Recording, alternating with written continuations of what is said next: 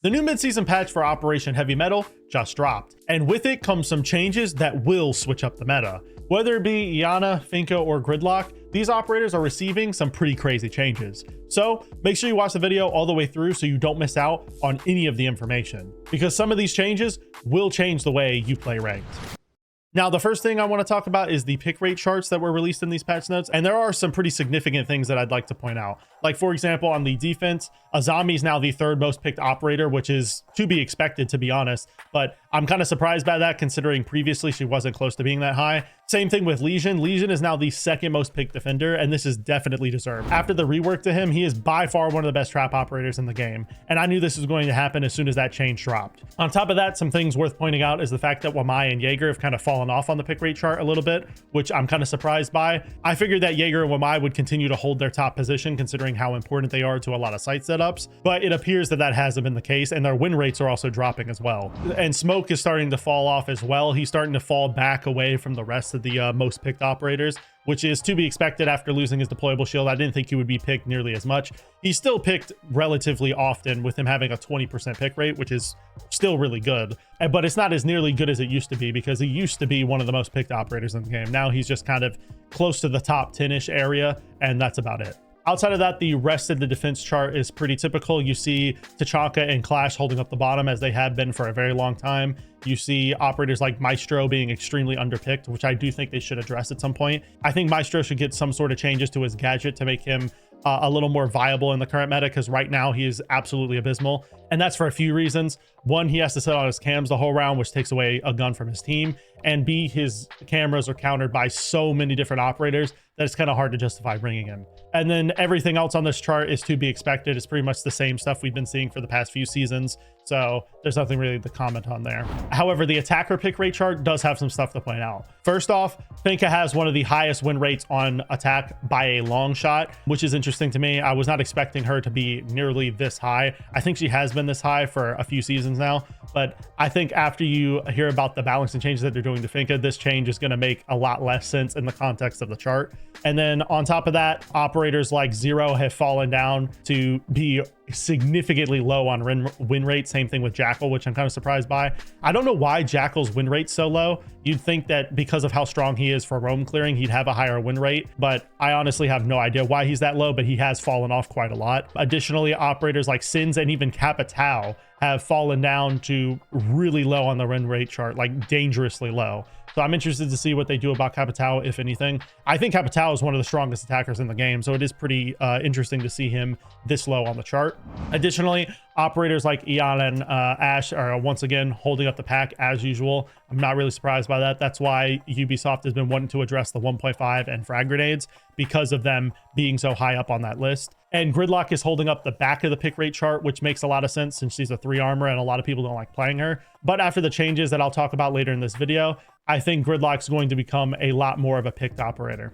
Anyways, moving past the pick rate charts, I now want to talk briefly about the ban rates. I do find the fact that Fenrir is still holding up the top of the ban rate chart on defense quite interesting, because in my experience, I don't think Fenrir is that annoying, especially now that everybody's figured out how to counter him and stuff.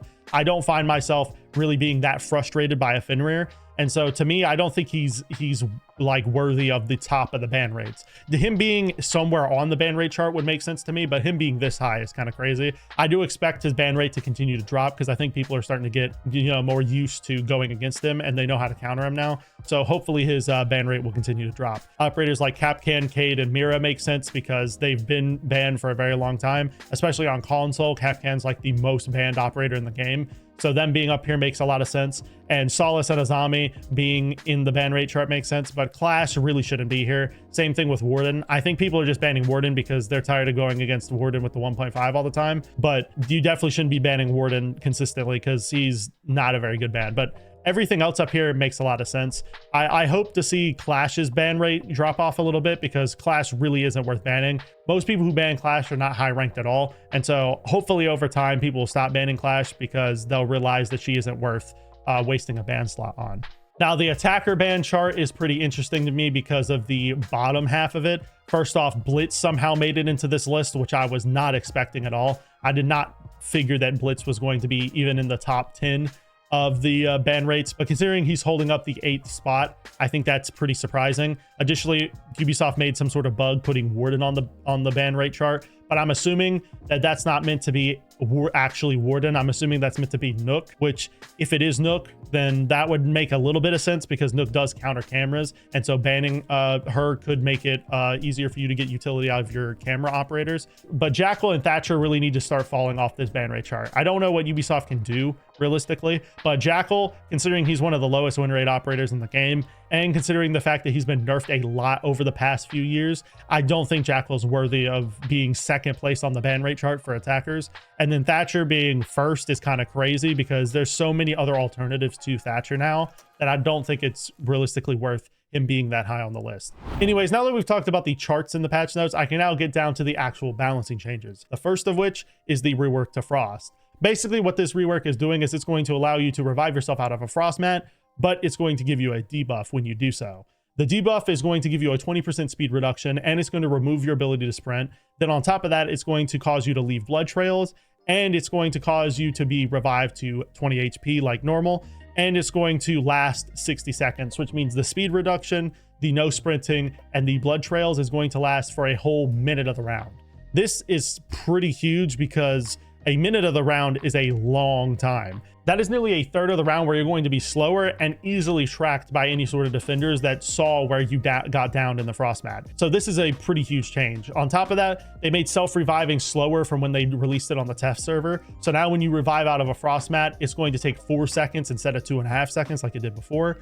And also, if a teammate revives you, you will not get the debuff. This is a interesting rework idea. I still don't know why Frost is getting reworked in the first place. I don't think she deserved it personally. I think Frost was in a fine state before they released this rework, but realistically, this rework is not going to do much to her in the balancing department. She's still going to be a strong operator. The only thing this is going to stop Frost from doing is putting Frost mats on the other side of the map to get utility out of them, because now the attackers can just revive themselves if they need to.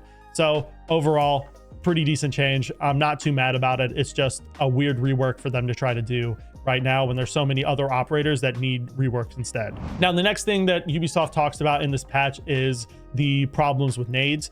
Ubisoft decided to acknowledge the fact that nades need some sort of changes, and so they have promised us that changes for the nades are coming in the near future, which I'm very happy about. If you guys have been watching my videos over the past few seasons, you guys will know that I have not been a big fan of the way nades are being balanced right now. I do think nades need some sort of cutting back to make them less strong. This is why operators like Iana are so oppressive, and also Sledge as well, because nades are just that strong. You can just go below the bomb site and get a free kill with a nade from below. And so Ubisoft deciding to acknowledge that this is an issue and that they want to fix it makes me pretty excited for the future. And hopefully we'll see the changes sooner rather than later. And speaking of nades, Ubisoft went through in this patch and kind of rearranged a lot of secondary gadgets around, including nades. And so the first operator that received one of these changes was Iana. Iana is going to be losing her frag grenades, which is massive, and she's going to be getting flashbangs and a Gone 6 in replace of that. Flashbangs and a Gone 6 is definitely a strong combo because it's going to allow you to burn ADSs and to deal with one piece of hard utility, which can be strong in a lot of situations, but obviously nades were a lot stronger. This is definitely a nerf to Iana, obviously, but I do think this was the best way to go about it because now she has flashbangs, which is useful for an entry fragger to, you know, blind a roamer or something when they're clearing them out. And she gets a Gone 6 on top of that to help her team deal with utility. But I do wish Ubisoft waited to do this until they nerf the nades at some point in the future, because I do think Iana could have kept nades as long as they got some sort of nerf in the future. As for Finka is going to be gaining the nades that Iana lost, and she's going to be losing her Gone 6. This is a pretty big buff for Finka, in my opinion. I still don't think it's going to make her viable by any means, because the reason why she's not being picked much is due to her gadget, not because of her secondary gadgets or anything. But this is still a very strong change, and it will make Finka a much more viable entry fragger if you want to pick her for that role. And moving past Finka, Gridlock is getting a very similar change. She's going to be gaining nades instead of her breaching charges, and she's going to be losing her Gone 6. This is a insane change. You guys know how I feel about Gridlock. I think Gridlock is one of the strongest operators in the game right now, and now that she's getting nades on top of everything that I've already talked about in previous videos, I think this is absolutely insane for Gridlock. She's definitely going to be an S tier operator for me, wholeheartedly. She has really good guns, amazing secondary gadgets now, including nades, and she gets a secondary shotgun to make vertical holes or open soft surfaces. Absolutely insane change. Definitely going to make Gridlock a lot more meta, and you should be running her in your rank stack now after these changes. Now, moving past Gridlock, we have some changes to Sens. Finally, thank you, Ubisoft. What Ubisoft decided to do in this patch is they're going to be reducing Sens' recoil across the board. Amazing change. Sens' gun really sucked, and so I'm happy they're finally addressing the fact that the gun has realistically no advantages at all. It had high recoil, low damage, and not a great fire rate either. Luckily, this patch is going to be solving one of those issues. I don't know if this is going to make Sens necessarily meta, and it's definitely not going to make their gun much better, but it's still a good change because it's a step in the right direction. Now, Tachanka is also getting some pretty major changes to his gun in this patch. That being the DP27 is getting an 11 damage increase, making it go from 49 damage like it was before to 60 damage after this patch. 60 damage per shot is crazy. This is literally like a fully automatic DMR. As people have been saying on Twitter, this could have the potential to make this gun very strong. Me personally, I don't see myself running this over the VSN because I think the 2x is going to be more useful in most situations. But at least now when you pick the DP27, you're going to be getting an actually viable weapon instead of a gun that's just useful for making holes in the bomb site. Now, moving past the insane buff to Tachanka, Warden's getting a pretty massive nerf that's probably going to kill him in the meta right now. At least I expect it will.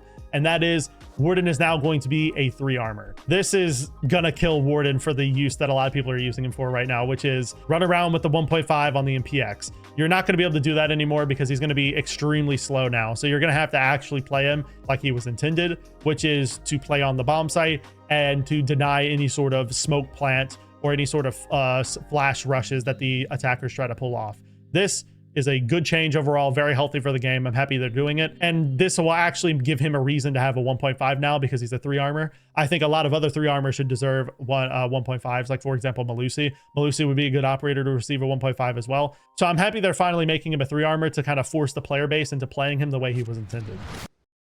Anyways, let me know how you guys feel about the patch in the comments down below. I'm really interested to hear how you guys feel about it. I, for one, am interested in these changes. I think a lot of these changes, especially the Iana one, is going to have major implications on the meta. Even though I may not agree with them all, I don't have much to complain about because we're now finally getting some big changes like I've been asking for. Anyways, hopefully you guys enjoyed today's video. If you did, I make Siege content just like this twice a week, so go subscribe to the channel and follow me on Twitter if you don't want to miss the next upload. Also, if you want to be involved in future videos, go ahead and join up in the Discord. I want to start doing a VOD review series over there where I have you guys submit your full games and I go over them and give you some tips. So if you want to be involved in that series, go ahead and definitely join up. I can't wait to get started on it. Also, if you want to watch another video just like this one, a video popping up on your screen right now that I'm sure you'll enjoy. I'll see you next time, friends, and peace.